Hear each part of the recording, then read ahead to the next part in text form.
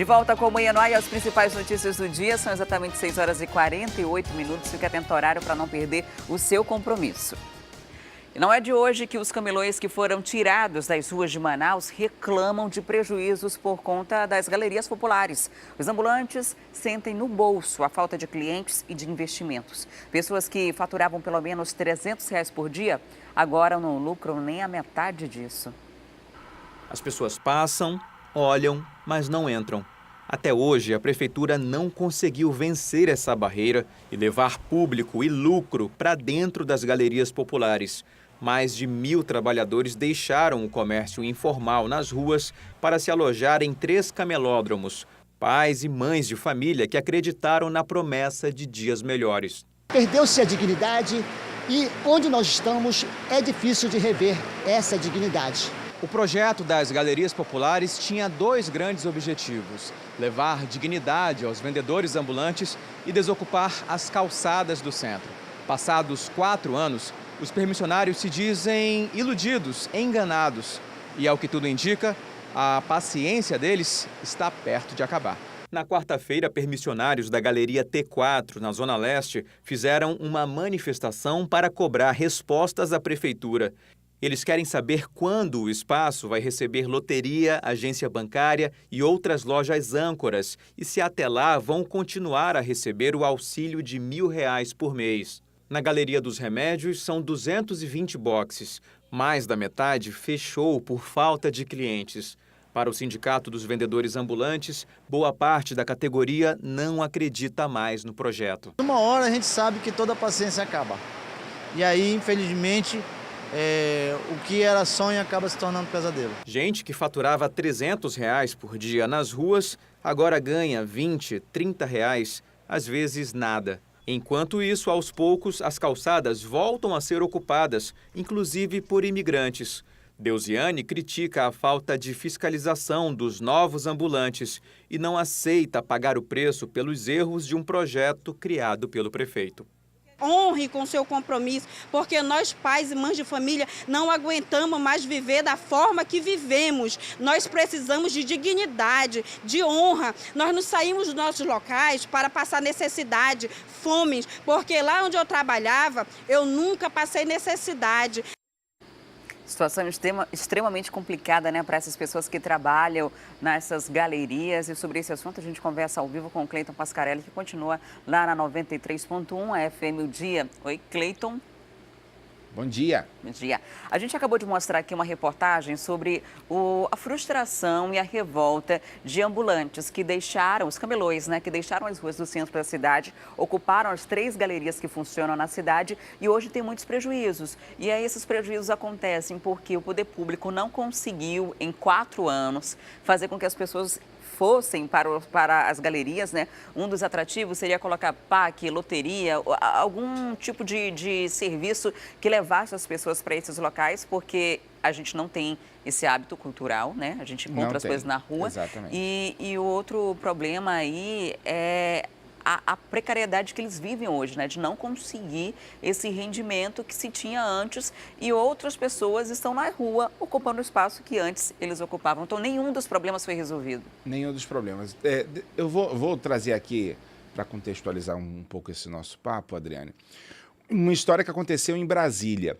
Ali em meados de 2008, na época o governador do Distrito Federal era José Roberto Arruda. Ele fez um trabalho similar, tirou os camelões do centro ali do plano piloto de Brasília e criou a chamada Feira dos Importados, né, onde as pessoas passaram a vender inclusive muitos produtos eletroeletrônicos. Hoje a Feira dos Importados, que é o único ponto, né, onde se encontra vários vendedores, é nacionalmente conhecida. Muita gente vai a Brasília e vai à Feira dos Importados só para fazer compras. E isso acabou dando certo, principalmente porque lá concentra gastronomia, lá concentra vários eventos, a organização lá da Feira dos Importados funciona para várias atividades, né? O negócio pegou realmente.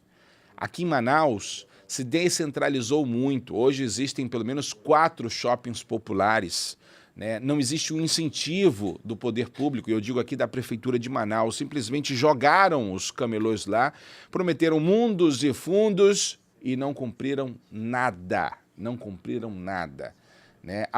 Na verdade, a única coisa que eles recebem hoje, né, como contrapartida à perda das vendas, é uma bolsa auxílio de R$1.000 aí nos primeiros meses, né, que estão nas galerias. Agora, prometeram, por exemplo, levar caixas eletrônicos, levar loteria, levar o que eles chamam de lojas âncoras, né, que são lojas de renome que chamem os consumidores também lá para os shoppings populares. Nada disso prosseguiu. Em muitas das galerias mais antigas, a maioria dos comerciantes, né, já fechou os boxes porque não aguentam mais prejuízos, Adriane. A maioria dos boxes, inclusive, estão fechados hoje, a maior parte deles, porque eles não conseguem lucro, né? Imagina uma pessoa que ia na rua, na calçada, ganhava ali R$300 por dia, e hoje tem dia que não ganha nada, não consegue vender.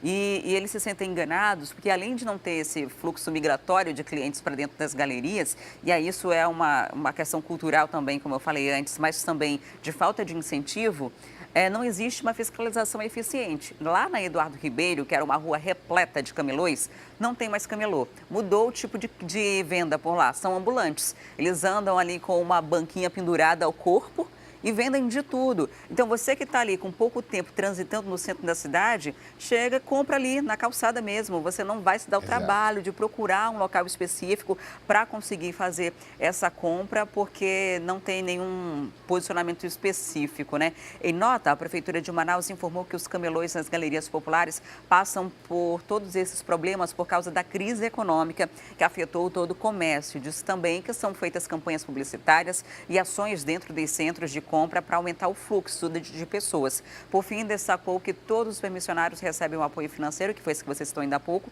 mas não informou até quando continuarão com esse benefício.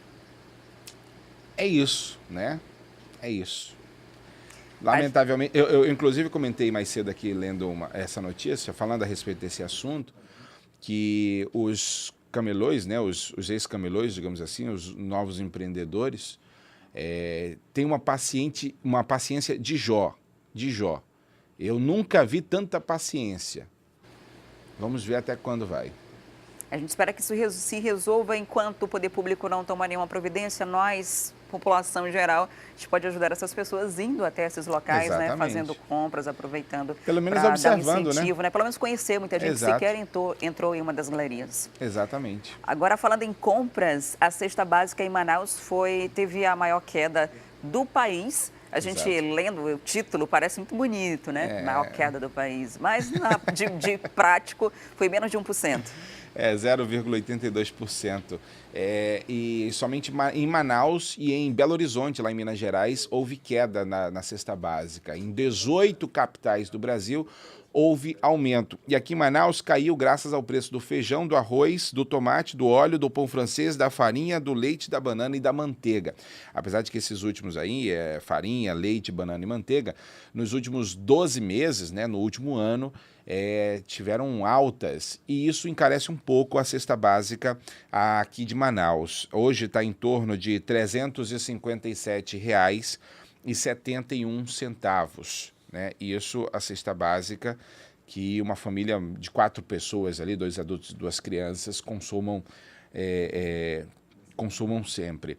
Agora, no apanhado de 4 meses, a queda foi grande, tá? Principalmente de alguns itens. E eu cito aqui, Adriane, o feijão, né? Que a gente falou aqui, que foi inclusive o que ajudou agora com a queda da cesta básica aqui de Manaus no mês de abril para maio. E aí a gente fala no mês de maio, né? Houve uma queda de 32%, quase 33% no preço do feijão. O arroz, a agulhinha, também houve queda aí de 22%, 22,4%. Então são quedas significativas, né, que baixam aí um pouco para o consumidor essa questão. Em compensação, houve aí aumento de alguns itens, mas isso em meses anteriores, como por exemplo a manteiga, que aumentou 12%, e a banana, que aumentou quase 8%.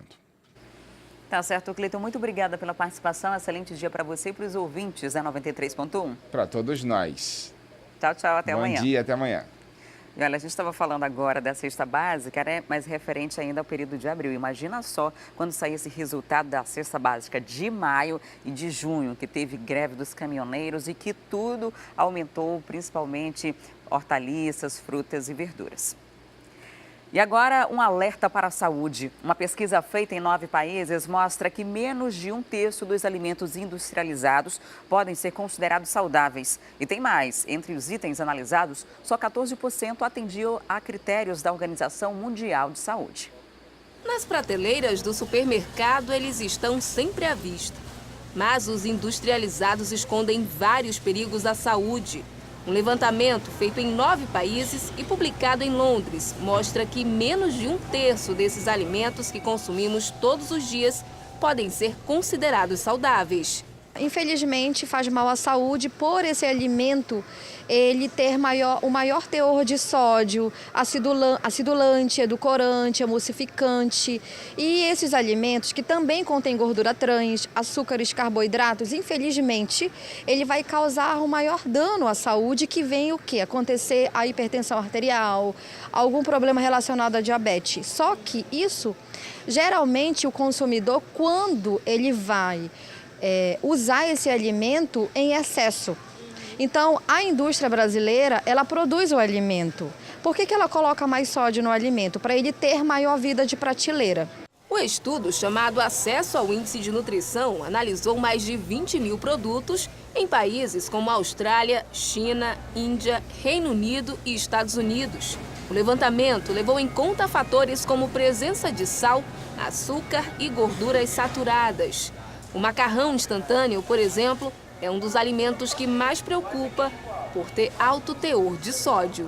É sugerir com que o consumidor coloque na água, tirar um pouco o excesso do sódio, limpar mais aqueles alimentos como azeitona dentro da lata, o milho em si que o consumidor usa, tirar o maior excesso. Outro dado alarmante revelado pela pesquisa diz respeito aos produtos comercializados para crianças.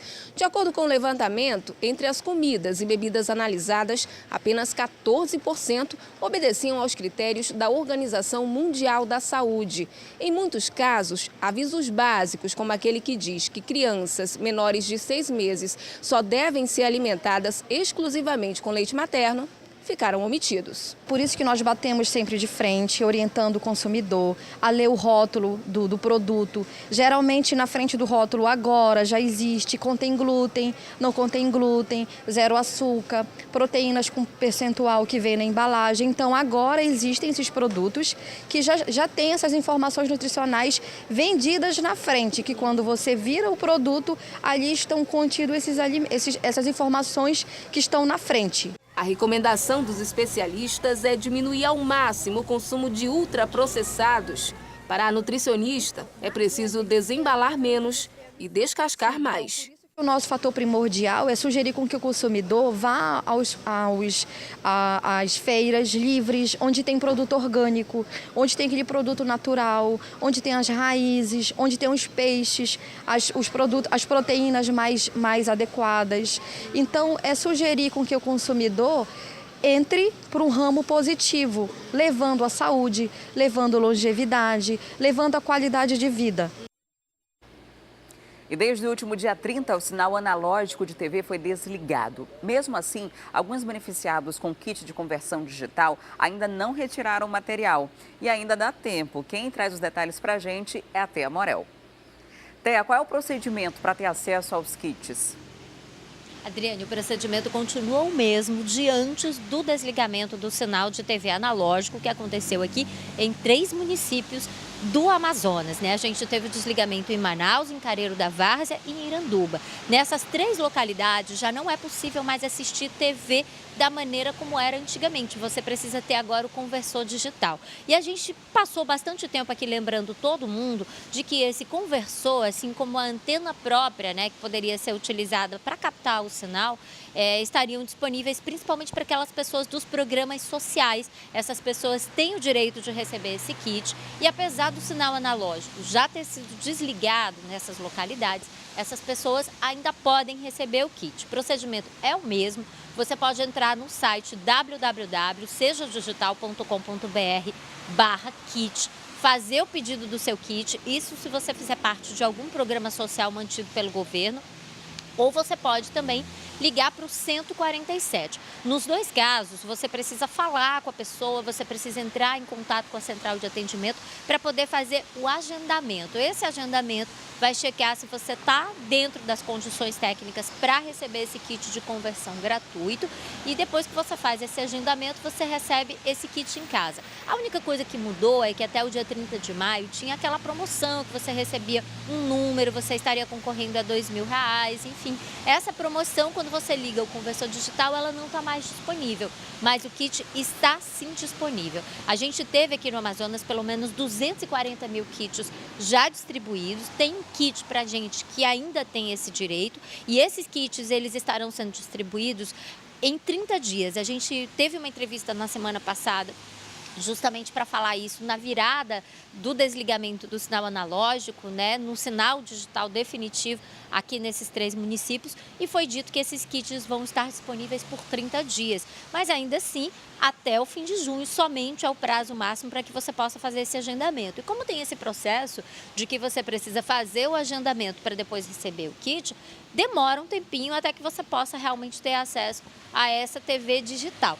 Isso vale principalmente para aquelas pessoas que não têm nesse momento dinheiro para comprar o conversor digital, que fazem parte dos programas sociais e que, portanto, eles podem ter sim acesso à TV digital. É o conversor, a antena, tem um controle remoto, isso tudo para aquelas pessoas que têm TVs que foram fabricadas antes de 2009, né, que são aquelas TVs de tubo ou às vezes até mesmo uma TV de plasma que não tem o kit digital incluído, o conversor digital incluído. Para aquelas TVs mais novas, às vezes o que você precisa é apenas a instalação de uma antena.